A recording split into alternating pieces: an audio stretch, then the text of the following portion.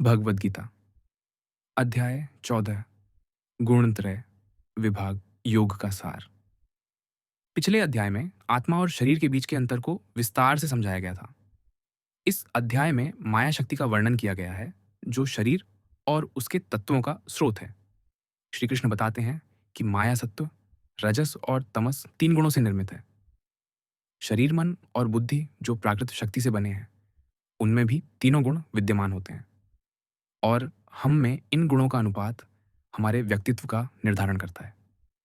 सत्वगुण शांत स्वभाव, सद्गुण और शुद्धता को इंगित करता है तथा रजोगुण कामनाओं और को बढ़ाता है एवं तमोगुण भ्रम, आलस्य और निद्रा का कारण है। जब तक आत्मा मुक्त नहीं होती, तब तक उसे माया शक्ति की प्रबल शक्तियों से निपटना पड़ता है। मुक्ति इन 3 गुणों से परे है। आगे श्री कृष्ण इन बंधनों को काटने का एक सरल उपाय बताते हैं। परम शक्तिशाली भगवान इन तीनों गुणों से परे अर्थात गुणातीत हैं। यदि हम मन को उनमें अनुरक्त करते हैं, तब हमारा मन भी दिव्यता की ओर बढ़ता है। इस बिंदु पर अर्जुन 3 गुणों से परे होने की अवस्था प्राप्त व्यक्तियों के गुण विशेषताओं के संबंध में पूछता है। तब श्री कृष्ण सहानुभूतिपूर्वक ऐसी प्रबुद्ध आत्माओं के लक्षणों का निरूपण करते हैं। वे बताते हैं कि महापुरुष सदैव संतुलित रहते हैं और वे संसार में 3 गुणों के कार्यान्वयन को देखकर व्यक्तियों, पदार्थों तथा परिस्थितियों में प्रकट होने वाले उनके प्रभाव से विचलित नहीं होते। वे सभी पदार्थों को भगवान की शक्ति की अभिव्यक्ति के रूप में देखते हैं, जो अंततः उनके नियंत्रण में होती है। इसीलिए सांसारिक परिस्थितियां न तो उन्हें हर्षित और न ही उन्हें दुखी कर सकती हैं। इस प्रकार बिना विचलित हुए वे अपनी आत्मा में स्थित रहते हैं। श्री कृष्ण भक्ति की महिमा और हमें 3 गुणों से परे ले जाने की इसकी क्षमता का स्मरण कराते हुए इस अध्याय का समापन करते हैं। श्लोक 1। परमेश्वर ने कहा, अब मैं पुनः तुम्हें श्रेष्ठ ज्ञान के विषय में बताऊंगा, जो सभी ज्ञानों में सर्वश्रेष्ठ है और सभी ज्ञानों का परम ज्ञान है, जिसे जानकर सभी महान संतों ने परम सिद्धि प्राप्त की है। पिछले अध्याय में श्री कृष्ण ने यह कहा था कि सभी प्राणी आत्मा और शरीर का संयोजन है। उन्होंने यह स्पष्ट किया था कि प्रकृति ही पुरुष के लिए कर्म क्षेत्र उत्पन्न करने के लिए उत्तरदायी है। वे आगे कहते हैं कि यह सब कुछ उस भगवान के निर्देशन में होता है, जो सभी जीवों के शरीर में वास करते हैं। इस अध्याय में वे माया के 3 गुणों के संबंध में विस्तार से प्रकाश डालेंगे। इस ज्ञान को पाकर और इसे अपनी चेतना में आत्मसात कर हम परम सिद्धि की प्राप्ति की ओर अग्रसर हो सकते हैं। श्लोक 2। वे जो इस ज्ञान की शरण लेते हैं, वे मुझे प्राप्त होंगे और वे सृष्टि के समय न तो पुनः जन्म लेंगे और न ही प्रलय के समय उनका विनाश होगा। श्री कृष्ण अर्जुन को आश्वस्त करते हैं कि वे जो ज्ञान प्रदान करेंगे और जो उस ज्ञान को अपने भीतर समाहित कर लेंगे, उन्हें पुनः माँ के गर्भ रूपी कारावास का दुहक सहन नहीं करना पड़ेगा। वे आत्यंतिक प्रलय के समय भगवान के उदर में प्रसुप्त अवस्था में भी नहीं रहेंगे, न ही अगले सृष्टि चक्र में वे पुनः जन्म लेंगे। वास्तव में माया शक्ति के तीनों गुण बंधन का कारण हैं और इनका ज्ञान बंधनों से मुक्ति पाने का मार्ग प्रशस्त करता है। श्री कृष्ण जो भी शिक्षा प्रदान करते हैं, वे बार बार उसके परिणामों की उद्घोषणा करते हैं, ताकि उनके विद्यार्थी उसमें तन्मय हो जाएं। वे दुहक का अनुभव नहीं करेंगे, वे स्वयं भगवान जैसी दिव्य प्रकृति प्राप्त कर लेते हैं। जब आत्मा माया शक्ति के बंधन से मुक्त हो जाती है, तब वह भगवान की दिव्य शक्ति योग माया के प्रभुत्व में आ जाती है। यह दिव्य शक्ति उसे भगवान के दिव्य ज्ञान से युक्त कर देती है। प्रेम से युक्त कर देती है और आनंद से युक्त कर देती है, जिसके फलस्वरूप जीवात्मा भगवान के समान बन जाती है और भगवान जैसे गुण प्राप्त कर लेती है। श्लोक 3 और 4। हे भरत पुत्र, प्रकृति गर्भ स्वरूपा है। मैं इसी प्रकृति में जीवात्मा को गर्भस्थ करता हूँ, जिससे समस्त जीवों का जन्म होता है। हे कुंती पुत्र, सभी योनियाएं जो जन्म लेती हैं, माया उनकी गर्भ है और मैं उनका बीज प्रदाता जनक हूँ।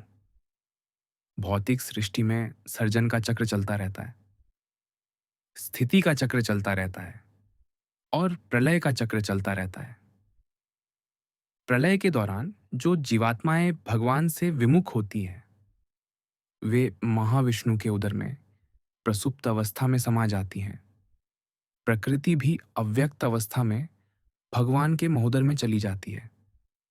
जब भगवान सृष्टि करने की इच्छा करते हैं, तब वे प्रकृति पर दृष्टि डालते हैं।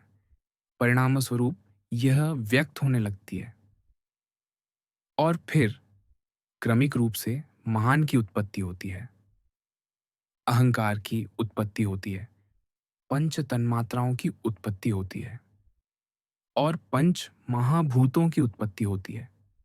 दूसरे सृष्टिकर्ता ब्रह्मा की सहायता से प्राकृतिक शक्ति विविध जीवों को उत्पन्न करती है और भगवान आत्माओं को उन उपयुक्त शरीरों में रखता है जो उनके पूर्व कर्मों द्वारा निर्धारित होता है। इसीलिए श्री कृष्ण कहते हैं कि प्रकृति गर्भ के समान है और आत्माएं शुक्राणुओं के समान हैं। वे आत्माओं को प्रकृति के गर्भ में भेजते हैं। भगवान आत्माओं को प्रकृति के गर्भ में स्थापित करता है। तब जीवात्मा के कर्मों से उत्प्रेरित होकर माया शक्ति उनके लिए उपयुक्त शरीर तैयार करती है। वह सभी आत्माओं को संसार में नहीं भेजती, बल्कि केवल भगवान से विमुख आत्माओं को भौतिक जगत में भेजती है। श्लोक 5। हे महाबाहु अर्जुन, माया शक्ति सत्व से निर्मित है, रजस से निर्मित है और तमस से निर्मित है। ये गुण अविनाशी आत्मा को नश्वर शरीर के बंधन में डालते हैं। सभी जीव पुरुष और प्रकृति द्वारा जन्म लेते हैं। अब श्री कृष्ण समझाएंगे कि प्रकृति किस प्रकार से आत्मा को बंधन में डालती है। यद्यपि यह दिव्य है, तथापि शरीर के साथ इसकी पहचान इसे माया शक्ति के बंधन में डाल देती है। प्राकृत शक्ति सत्व से युक्त होती है, रजस से युक्त होती है और तमस से युक्त होती है। इसीलिए शरीर जो प्रकृति द्वारा निर्मित होता है, मन जो प्रकृति द्वारा निर्मित होता है और बुद्धि जो प्रकृति द्वारा निर्मित होती है, उनमें भी 3 गुण समाविष्ट होते हैं। प्रकृति 3 रंगों वाली है। व्यक्ति के आंतरिक विचारों के आधार पर, बाह्य परिस्थितियों के आधार पर, पूर्व संस्कारों के आधार पर और अन्य तत्वों के आधार पर कोई एक गुण उस व्यक्ति पर हावी हो जाता है। तब वह गुण उस व्यक्ति के व्यक्तित्व पर अपनी छाया छोड़ता है। श्री कृष्ण अब जीवों पर तीनों गुणों के प्रभाव का वर्णन करेंगे। श्लोक 6। इनमें से सत्व गुण शुद्ध होने के कारण प्रकाश प्रदान करने वाला है और पुण्य कर्मों से युक्त है। हे निष्पाप अर्जुन, ये आत्मा में सुख और ज्ञान के भावों के प्रति आसक्ति उत्पन्न कर उसे बंधन में डालता है। सत्व गुण शांत और प्रकाशवान है। सत्व गुण किसी के व्यक्तित्व में सद्गुण उत्पन्न करते हैं और बुद्धि को ज्ञान से आलोकित करते हैं। यह मनुष्य को स्थिर बनाते हैं, संतुष्ट बनाते हैं, दानी बनाते हैं, दयालु बनाते हैं, सहायक बनाते हैं और शांत बनाते हैं। यह उत्तम स्वास्थ्य बनाए रखते हैं और हमें रोग मुक्त करते हैं। सत्वगुण शांति और प्रसन्नता के कारण उत्पन्न होते हैं और इनमें आसक्ति होने से ये आत्मा को माया के बंधन में डालते हैं। एक यात्री जंगल से जा रहा था, तब 3 डाकुओं ने उस पर हमला किया। पहले डाकू ने कहा कि इसकी हत्या करके इसका सारा धन छीन लेते हैं। दूसरे ने कहा कि इसकी हत्या न करके इसे केवल बांधकर इसकी सारी संपत्ति लूट लेते हैं। दूसरे डाकू के परामर्श के अनुसार उन्होंने उसे रस्सियों से बांधकर उसकी सारी संपत्ति लूट ली। जब सभी डाकू कुछ दूर आगे निकल गए, तब तीसरा डाकू लौटकर उसी स्थान पर आया जहां उन्होंने यात्री को बांधा था। उसने यात्री की रस्सियां खोल दी और उसे जंगल के किनारे पर ले गया और कहा, मैं स्वयं यहां से बाहर नहीं जा सकता, लेकिन यदि तुम इस मार्ग पर आगे चलोगे, तब तुम इस जंगल से बाहर निकल जाओगे। पहला डाकू तमोगुणी था, जो अज्ञानता का स्वरूप है, जो वास्तव में स्वयं का पतन कर उस व्यक्ति की हत्या करना चाहता था। दूसरा डाकू रजोगुणी है, जो कि वासना का स्वरूप है, जो जीवों में आसक्ति बढ़ाती है और आत्मा को सांसारिक कामनाओं से बांधती है।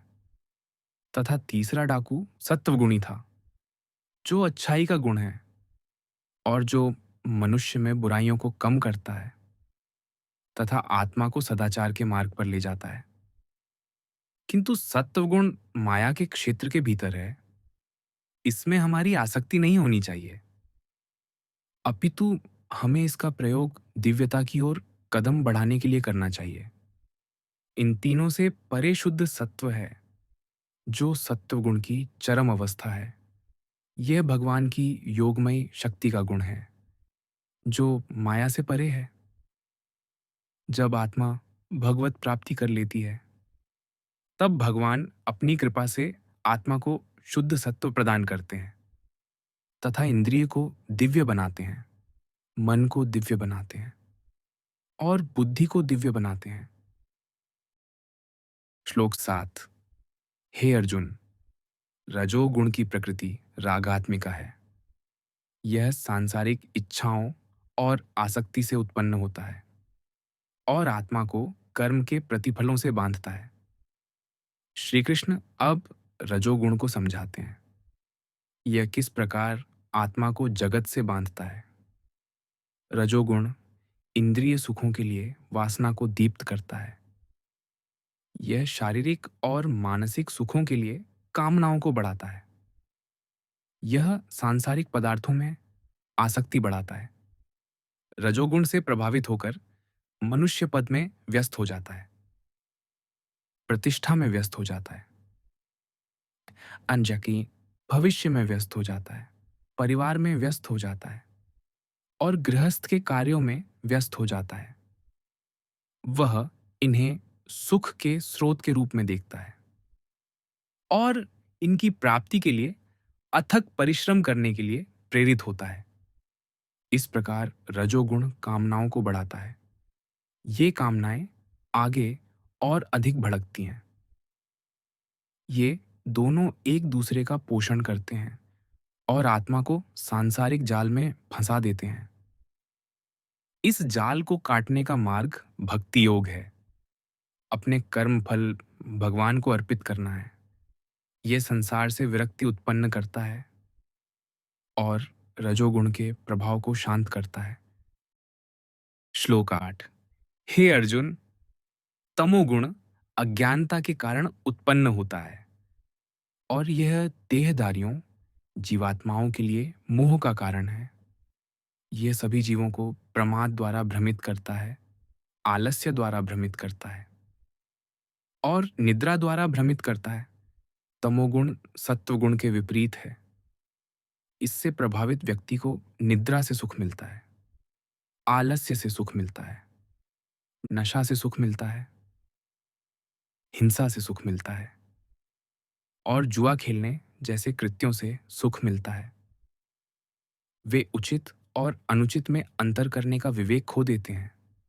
वे अपने निजी स्वार्थों की पूर्ति के लिए अनैतिक व्यवहार का आश्रय लेते हैं। अपने कर्तव्यों का पालन करना उनके लिए बोझ बन जाता है और वे उनकी उपेक्षा करते हैं। इसके अतिरिक्त आलस्य और निद्रा के प्रति उनका झुकाव और अधिक बढ़ जाता है। इस प्रकार से तमोगुण आत्मा को अज्ञानता के गहन अंधकार की ओर ले जाता है, जिससे यह अपनी आध्यात्मिक पहचान भूल जाती है, जीवन के लक्ष्य भूल जाती है तथा आत्म उत्थान के अवसर को भूल जाती है। श्लोक 9। सत्वगुण सांसारिक सुखों में बांधता है। रजोगुण आत्मा को सकाम कर्मों की ओर प्रवृत्त करता है और तमोगुण ज्ञान को आच्छादित कर आत्मा को भ्रम में रखता है। सत्वगुण की प्रबलता से भौतिक जीवन के कष्ट कम हो जाते हैं और सांसारिक इच्छाएं शांत हो जाती हैं। यह संतुष्टि की भावना को बढ़ाता है। यह शुभ तो है, किंतु इसका नकारात्मक पहलू भी हो सकता है। वे जो संसार में कष्ट पाते हैं और अपने मन में उठने वाली कामनाओं से विक्षुब्ध रहते हैं, वे अपनी समस्याओं के समाधान के लिए प्रेरित होते हैं और यह प्रेरणा उन्हें आध्यात्मिक मार्ग की ओर ले जाती है। किंतु सत्वगुण से संपन्न लोग सरलता से आत्मसंतुष्ट तो हो जाते हैं, लेकिन वे आगे उन्नतिकर सिद्ध अवस्था को प्राप्त करने में रुचि नहीं लेते। सत्य गुण बुद्धि को ज्ञान से भी प्रकाशित करता है। यदि यह आध्यात्मिक ज्ञान से युक्त नहीं होता, तब ऐसे ज्ञान के फलस्वरूप अभिमान उत्पन्न होता है और यह अभिमान भगवान की भक्ति के मार्ग में बाधक बन जाता है। यह प्रायः वैज्ञानिकों में दिखाई देता है, शिक्षाविदों में दिखाई देता है। उनमें सामान्य रूप से सत्वगुण की प्रधानता होती है, क्योंकि वे अपना समय और ऊर्जा ज्ञान को पोषित करने में लगाते हैं। फिर भी वे जो ज्ञान अर्जित करते हैं, वह प्रायः उन्हें घमंडी बना देता है और वे यह अनुभव करने लगते हैं कि ज्ञान प्राप्ति से परे कोई सत्य नहीं है। इस प्रकार से इन्हें धार्मिक ग्रंथों के प्रति श्रद्धा विकसित करना कठिन प्रतीत होता है। महापुरुषों के प्रति श्रद्धा विकसित करना कठिन प्रतीत होता है। रजोगुण की प्रधानता जीवात्मा को अथक परिश्रम करने के लिए प्रेरित करती है। संसार के प्रति उनकी आसक्ति, अधिक सुख प्राप्त करने की इच्छा, प्रतिष्ठा, संपत्ति और शारीरिक सुख उन्हें संसार में कठोर परिश्रम करने के लिए प्रेरित करते हैं। रजोगुण पुरुष और स्त्री में परस्पर आकर्षण बढ़ाता है और काम वासना को उत्पन्न करता है।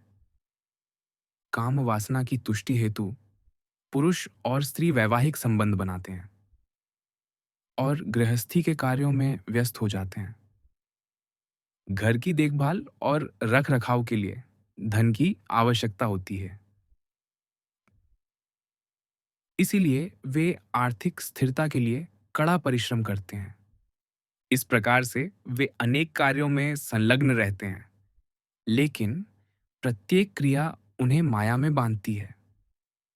तमोगुण मनुष्य की बुद्धि को आच्छादित कर लेता है और सुख की कामना अब विकृत रूप से प्रकट होती है।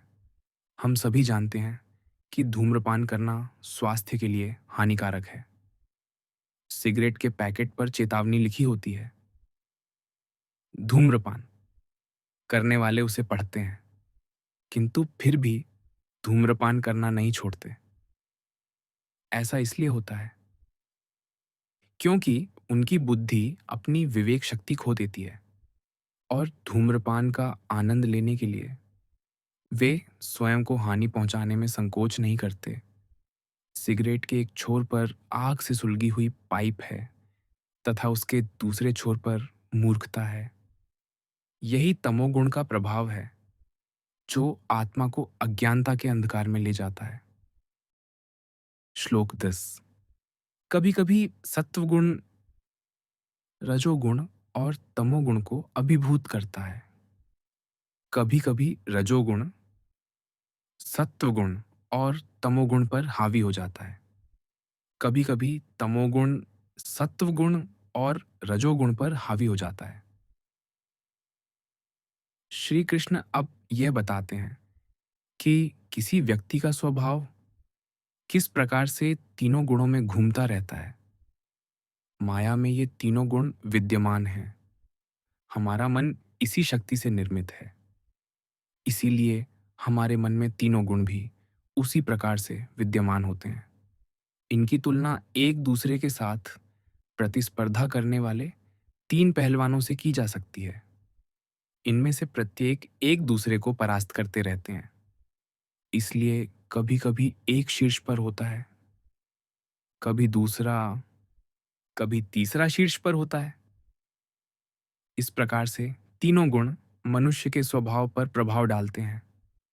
बाह्य परिवेश के प्रभाव के कारण, चिंतन के प्रभाव के कारण, पिछले जन्मों के संस्कारों के प्रभाव के कारण एक गुण हावी होना प्रारंभ कर देता है। इन गुणों में से किसी गुण का प्रभाव कितने समय तक रहता है, इसके लिए कोई नियम नहीं है। कोई एक गुण मन और बुद्धि पर एक क्षण के लिए हावी रह सकता है, 1 घंटे की अवधि हावी रह सकता है, या दीर्घ काल तक हावी रह सकता है। यदि किसी पर सत्वगुण हावी होता है, तब वह मनुष्य शांतिप्रिय हो जाता है, संतोषी हो जाता है, उदार हो जाता है, दयालु हो जाता है, सहायक हो जाता है, सुस्थिर हो जाता है और सुखी हो जाता है। जब रजोगुण की प्रधानता होती है, तब कोई मनुष्य कामुक हो जाता है, उत्तेजित हो जाता है, महत्वाकांक्षी हो जाता है, दूसरों की उन्नति से ईर्ष्या करता है, इंद्रिय सुखों के लिए उत्साहित करता है। जब तमोगुण प्रधान हो जाता है, तब मनुष्य पर निद्रा हावी हो जाती है, आलस्य हावी हो जाता है, घृणा हावी हो जाती है, क्रोध हावी हो जाता है, असंतोष हावी हो जाता है, हिंसा हावी हो जाती है, संदेह हावी हो जाता है। मान लीजिए कि आप अपने पुस्तकालय में बैठकर अध्ययन कर रहे हैं। वहां किसी प्रकार का कोई सांसारिक विघ्न नहीं है। आपका मन सात्विक हो जाता है। अपना अध्ययन समाप्त करने के पश्चात जब आप अपने विश्राम कक्ष में जाकर टेलीविजन का स्विच ऑन करते हैं, तब टेलीविजन पर दिखाए जा रहे सभी दृश्य आपके मन को राजसी बना देते हैं, सांसारिक सुखों के लिए आपकी लालसा को बढ़ाते हैं। जब आप अपनी पसंद का चैनल देख रहे होते हैं, तब परिवार का कोई सदस्य आकर चैनल बदल देता है। यह विघ्न आपके मन में तमोगुण की उत्पत्ति का कारण बनता है। आप क्रोध से भर जाते हैं। इस प्रकार से मन तीनों गुणों के बीच झूलता रहता है, उनकी विशेषताओं को ग्रहण करता है। श्लोक 11 से 13। जब शरीर के सभी द्वार ज्ञान से आलोकित हो जाते हैं, तब इसे सत्वगुण की अभिव्यक्ति मानो। जब रजोगुण प्रबल होता है, तब हे अर्जुन, लोभ विकसित होता है, सांसारिक सुखों के लिए परिश्रम विकसित होता है, बेचैनी विकसित होती है और उत्कंठा के लक्षण विकसित होते हैं।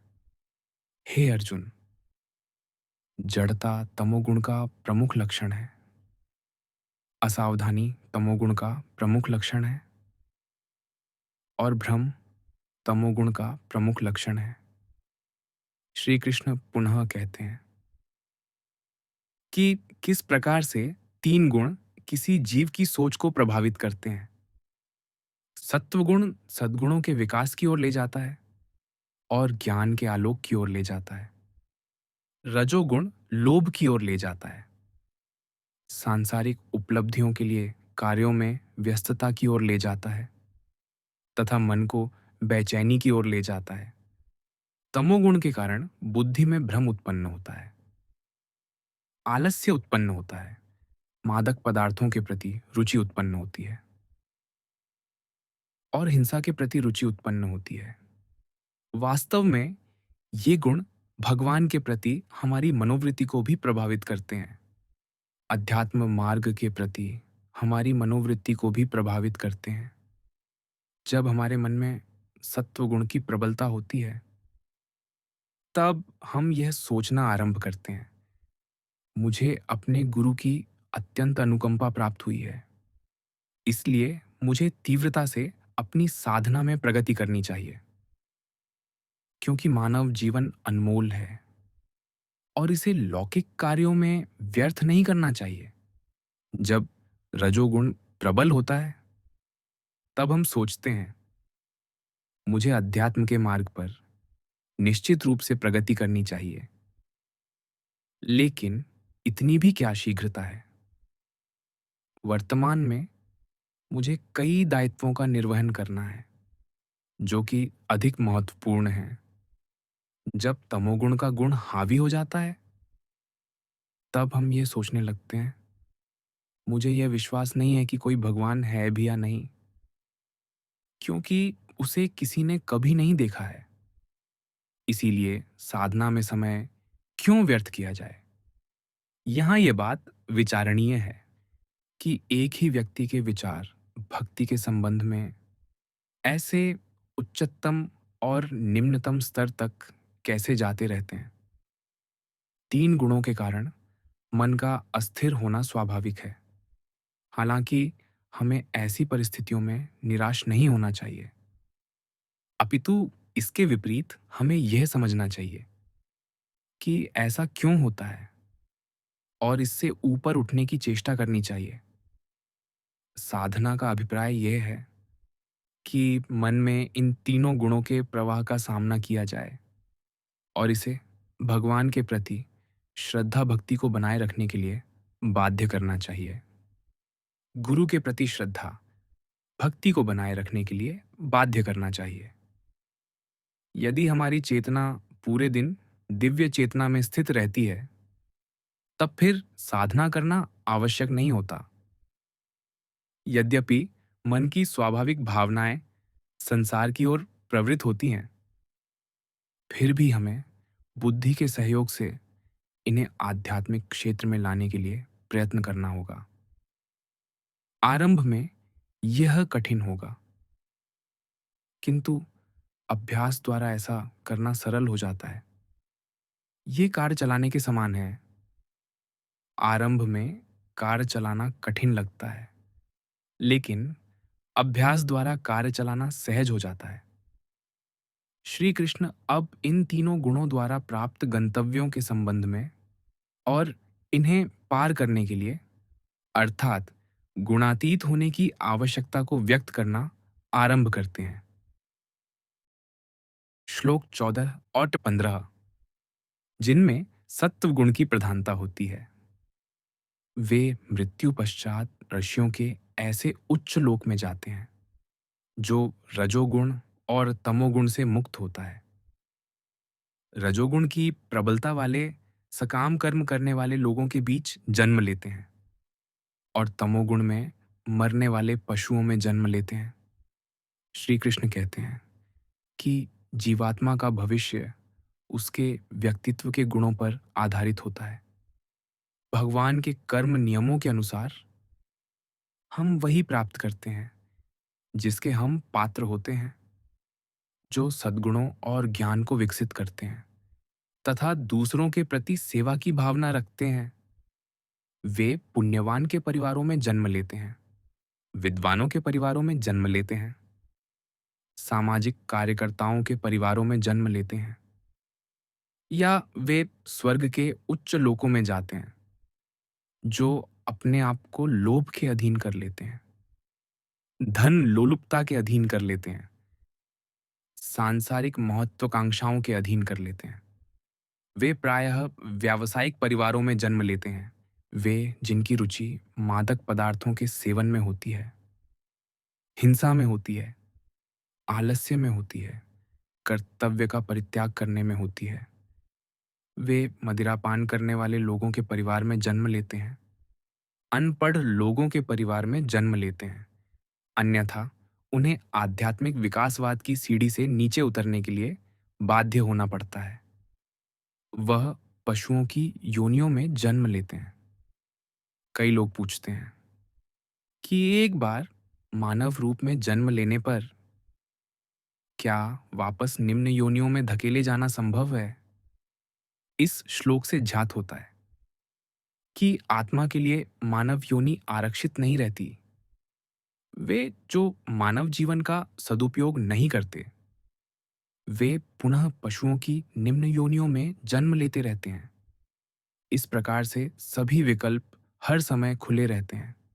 आत्मा अपने गुणों के आधार पर अपने आध्यात्मिक विकास के लिए ऊपर उठ सकती है, समान स्तर पर रह सकती है, यहाँ तक कि नीचे भी गिर सकती है। श्लोक 16। ऐसा कहा जाता है कि सत्वगुण में संपन्न किए गए कार्य शुभ फल प्रदान करते हैं। रजोगुण के प्रभाव में किए गए कर्मों का परिणाम पीड़ादायक होता है तथा तमोगुण से संपन्न किए गए कार्यों का परिणाम अंधकार है। सत्वगुणों से प्रभावित लोग शुद्धता से परिपूर्ण होते हैं, सदाचार से परिपूर्ण होते हैं, नीच स्वार्थ भावना से परिपूर्ण होते हैं। इसलिए उनके कर्मों का संपादन शुद्ध मनोभावना से युक्त होता है, निःस्वार्थ भाव से युक्त होता है। इसके परिणाम उन्हें आत्मिक उत्थान प्रदान करते हैं, संतोष प्रदान करते हैं। वे जो रजोगुण से प्रभावित होते हैं, वे अपनी इंद्रियों से उद्वेलित होते हैं, कामनाओं से उद्वेलित होते हैं। अपने कार्य के पीछे उनका उद्देश्य स्वयं की उन्नति करना होता है, अपने संबंधियों की उन्नति करना होता है, इंद्रियों का तुष्टिकरण करना होता है। इस प्रकार से उनके कार्य उन्हें इंद्रिय सुखों की ओर ले जाते हैं, जो आगे चलकर उनकी इंद्रिय तृप्ति की वासनाओं को और अधिक भड़काते हैं। वे जिनमें तमोगुण की प्रधानता होती है, वे शास्त्रों का सम्मान नहीं करते, स्मृतियों का सम्मान नहीं करते। इस प्रकार वे तुच्छ सुखों के लिए पापमयी कार्य करते हैं, जो आगे चलकर उन्हें दुहक सागर में डुबा देते हैं। श्लोक 17। सत्व गुण से ज्ञान उत्पन्न होता है, रजोगुण से लोभ उत्पन्न होता है, तमोगुण से अज्ञानता उत्पन्न होती है, प्रमाद उत्पन्न होता है, मोह उत्पन्न होता है। तीनों गुणों से प्राप्त होने वाले परिमाणों में भिन्नता का उल्लेख करने के पश्चात अब श्री कृष्ण इसके कारणों को व्यक्त करते हैं। सत्व गुण विवेक बुद्धि को बढ़ाता है, उचित और अनुचित के बीच भेद करने की क्षमता प्रदान करता है। यह इंद्रियों को तुष्ट करने के लिए उत्पन्न काम वासनाओं को शांत करता है, सुख और संतोष की भावना उत्पन्न करता है। इससे प्रभावित लोग बौद्धिक गतिविधियों की ओर प्रवृत्त होते हैं, उत्तम विचारों की ओर प्रवृत्त होते हैं। सत्वगुण बुद्धिमत्ता को बढ़ावा देता है, रजोगुण इंद्रियों को भड़काता है, मन को निरंकुश बनाकर उसे तृष्णाओं में घुमाता रहता है। जीव इसके फंदे में फंस जाता है, अधिक धन प्राप्त करने के लिए अधिक परिश्रम करने लगता है, अधिक सुख प्राप्त करने के लिए अधिक परिश्रम करने लगता है। तमोगुण जीव को जड़ता से ढक देता है, अविद्या से ढक देता है। अज्ञानता में डूबा व्यक्ति कुत्सित कार्य करने लगता है, अधम कार्य करने लगता है, उसके बुरे परिणाम भुगतता है। श्लोक 18। सत्वगुण में स्थित जीव उच्च लोकों में जाते हैं, रजोगुणी पृथ्वी लोक पर रहते हैं, तमोगुणी नरक लोकों में जाते हैं। श्री कृष्ण कहते हैं कि जीवात्मा का पुनर्जन्म उन गुणों से संबद्ध होता है जिनकी प्रबलता उनके व्यक्तित्व में प्रदर्शित होती है। इसकी तुलना विद्यालय की शिक्षा पूरी कर महाविद्यालय में प्रवेश करने वाले छात्र से की जा सकती है। हमारे देश में अनेक महाविद्यालय हैं। वे छात्र जो निर्धारित मापदंडों पर खड़े उतरते हैं, उन्हें प्रतिष्ठित महाविद्यालयों में प्रवेश मिलता है, जबकि अपेक्षाकृत कम अंक पाने वाले छात्रों को अन्य कॉलेजों में प्रवेश मिलता है।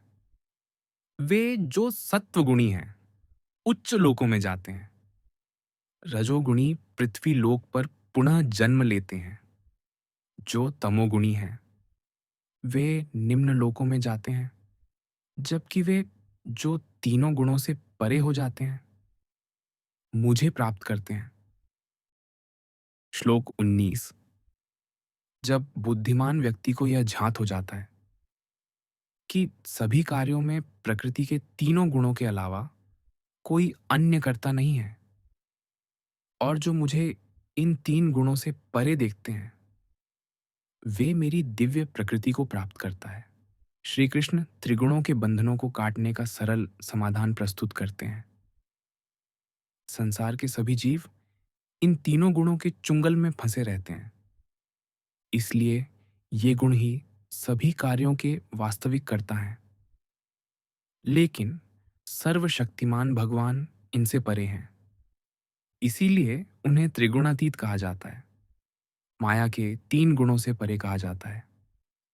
इस प्रकार से भगवान की सभी विशेषताएं गुणातीत होती हैं। उनके नाम गुणातीत होते हैं, गुण गुणातीत होते हैं, लीलाएं गुणातीत होती हैं, संत भी गुणातीत होते हैं। यदि हम अपने मन को इन तीन गुणों से युक्त किसी व्यक्ति में आसक्त करते हैं, किसी पदार्थ में आसक्त करते हैं, तब उसका परिणाम उनके गुणों के अनुसार हमारे मन पर पड़ता है, बुद्धि पर पड़ता है। लेकिन यदि हम अपने मन को दिव्य क्षेत्र में अनुरक्त करते हैं, तब वह गुणातीत होकर दिव्य बन जाता है। वे जो इस सिद्धांत को समझते हैं, वे सांसारिक पदार्थों के साथ अपनी आसक्ति शिथिल करना आरंभ कर देते हैं। लोगों के साथ अपनी आसक्ति शिथिल करना आरंभ कर देते हैं। अपने संबंधों को भगवान में दृढ़ करते हैं, गुरु में दृढ़ करते हैं। इससे वे गुणातीत होने में समर्थ हो जाते हैं, भगवान की दिव्य प्रकृति को पाते हैं। श्लोक 20। शरीर से संबद्ध माया के त्रिगुणों से मुक्त होकर जीव जन्म से मुक्त हो जाता है, मृत्यु से मुक्त हो जाता है, रोग से मुक्त हो जाता है, बुढ़ापे से मुक्त हो जाता है, दुखों से मुक्त हो जाता है तथा अमृता प्राप्त कर लेता है। यदि हम गंदे कुएं के जल का सेवन करते हैं, तब हमारा पेट खराब हो जाता है। समान रूप से यदि हम तीन गुणों द्वारा प्रभावित होते हैं, तब हम उनके परिणामों को भोगते हैं।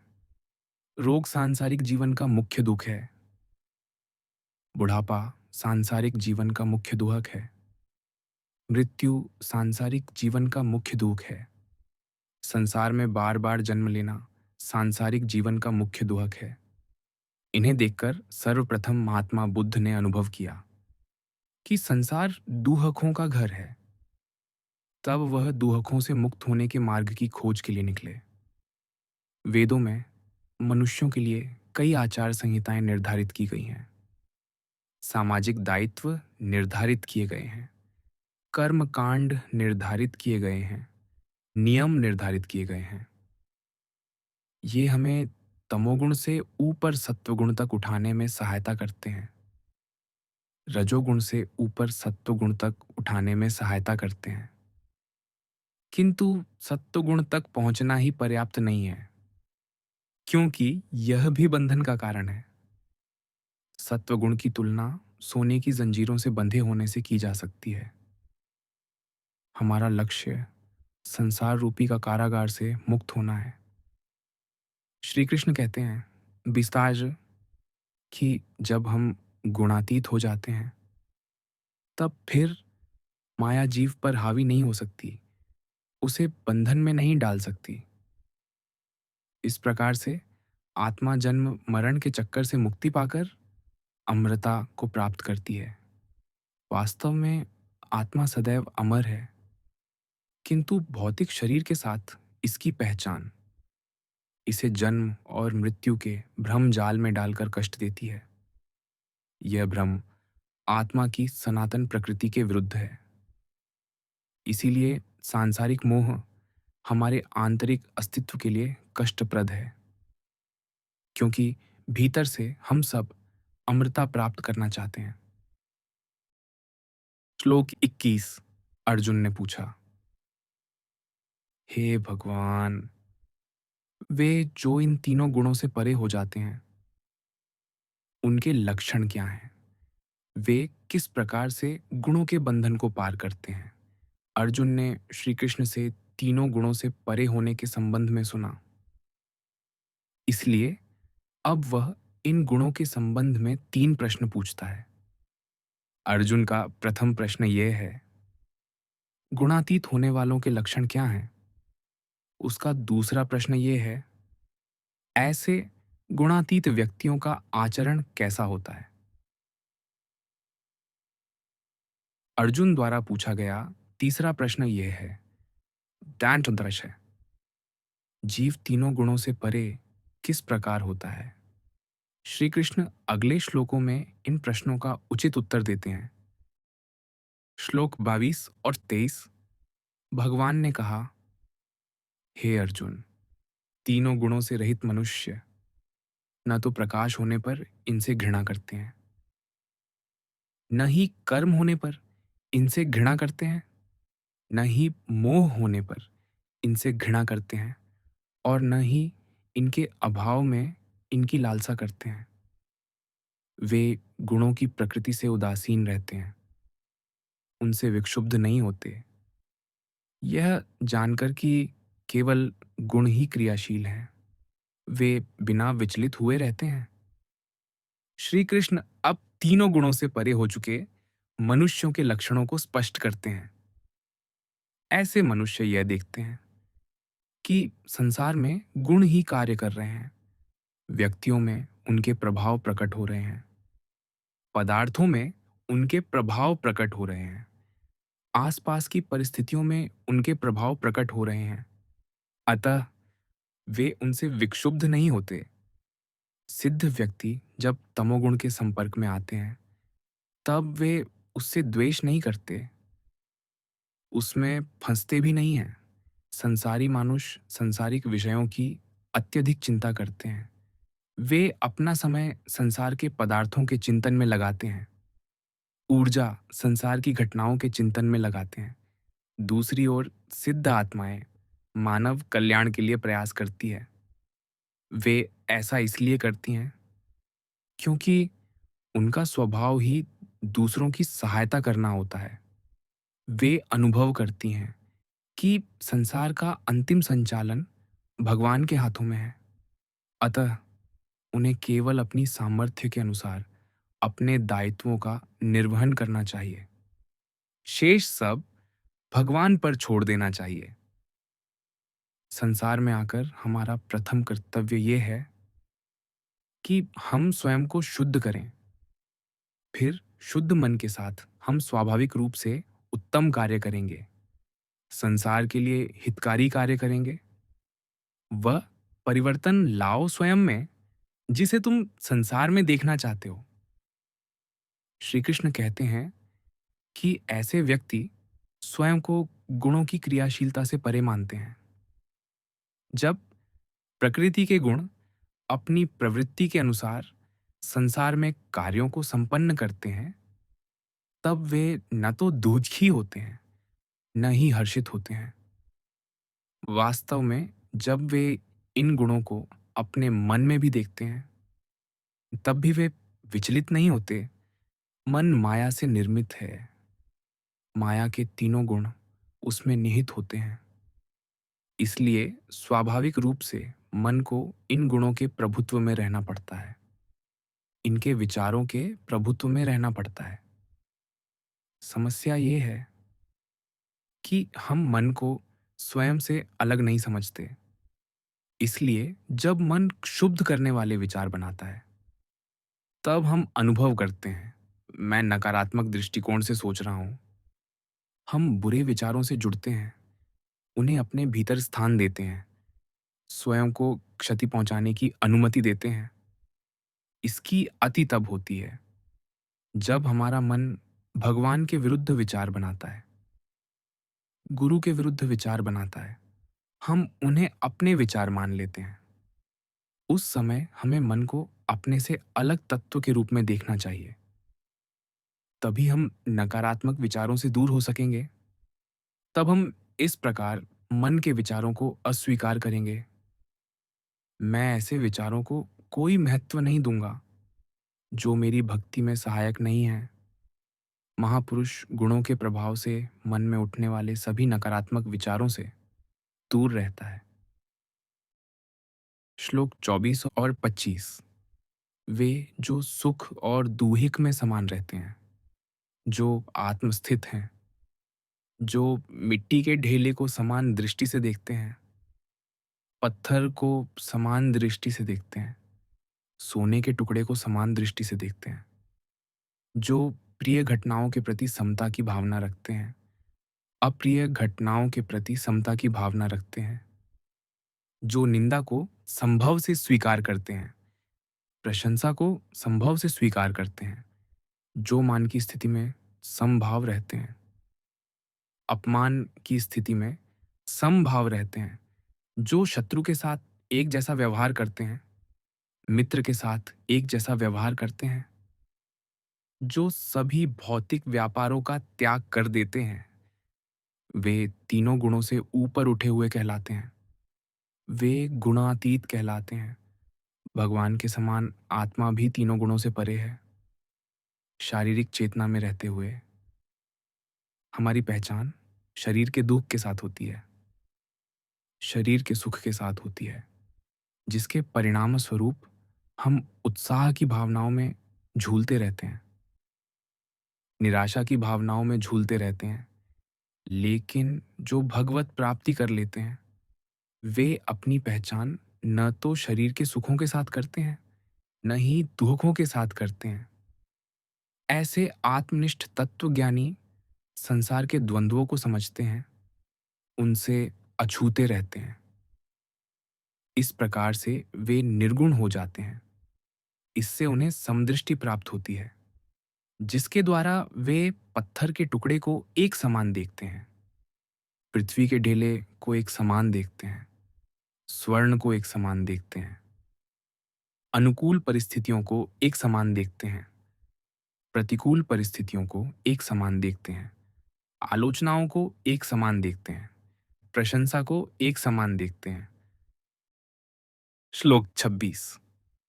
जो लोग विशुद्ध भक्ति के साथ मेरी सेवा करते हैं, वे माया के तीनों गुणों से ऊपर उठ जाते हैं और ब्रह्म पद को पा लेते हैं। तीनों गुणों से परे स्थित महापुरुषों के लक्षणों की व्याख्या करने के पश्चात श्री कृष्ण अब माया के तीन गुणों से परे होने का एकमात्र उपाय प्रकट कर रहे हैं। केवल आत्मा का ज्ञान पर्याप्त नहीं है। शरीर के साथ उसकी भिन्नता को जानना पर्याप्त नहीं है। गुणातीत होने के लिए भक्ति योग की सहायता से मन परम प्रभु श्री कृष्ण में स्थिर करना चाहिए, जिसके फलस्वरूप मन श्री कृष्ण के समान निर्गुण हो जाएगा। कई लोग ये सोचते हैं कि यदि मन को भगवान के साकार रूप पर स्थिर किया जाता है, तब यह निर्गुण नहीं हो सकेगा। इसे जब निराकार ब्रह्म में अनुरक्त करते हैं, तब मन माया के गुणों से परे होता है। किंतु यह श्लोक इस मत का खंडन करता है। भगवान का साकार रूप अनंत गुणों से संपन्न है। ये सभी गुण दिव्य हैं, माया से परे हैं। इसीलिए भगवान का साकार रूप भी निर्गुण है। शास्त्रों में जहां भी भगवान का उल्लेख निर्गुण के रूप में किया गया है, उसका अर्थ यह है कि वह भौतिक विशेषताओं से रहित है, फिर भी उनका दिव्य स्वरूप गुणों से रहित नहीं है। वे अनंत गुणों का स्वामी हैं। इस श्लोक से साधना का ध्येय भी प्रकट होता है। साधना का अर्थ शून्यता पर ध्यान केंद्रित करना नहीं है। माया से परे की सत्ता भगवान है। इसलिए जब हमारे ध्यान का लक्ष्य भगवान होते हैं, वही वास्तव में साधना है। श्लोक 27। मैं ही उस निराकार ब्रह्म का आधार हूं, जो अमर है, अविनाशी है, शाश्वत धर्म है, असीम दिव्य आनंद स्वरूप है। पिछले श्लोक में किए गए उल्लेखानुसार श्री कृष्ण और निराकार ब्रह्म के बीच के संबंधों पर प्रश्न उत्पन्न हो सकते हैं। सर्वशक्तिमान भगवान के व्यक्तित्व के निराकार और साकार दो स्वरूप हैं। यहाँ श्री कृष्ण व्यक्त करते हैं कि जिस ब्रह्म की उपासना ज्ञानी करते हैं, वह भगवान के साकार रूप से प्रकटित ज्योतिपुंज है। वृंदावन के भगवान श्री कृष्ण के चरणों के नखों से प्रकटित ज्योति पर ब्रह्म है। जिसका ध्यान ज्ञानी करते हैं, स्वर्ग के देवता करते हैं। भगवान के दिव्य शरीर की प्रभा का ही वर्णन उपनिषदों में ब्रह्म के रूप में किया गया है। इस प्रकार श्री कृष्ण स्पष्ट करते हैं कि तीनों गुणों के रोग की रामबाण औषधि भगवान के साकार रूप की निश्चल भक्ति में लीन होना है।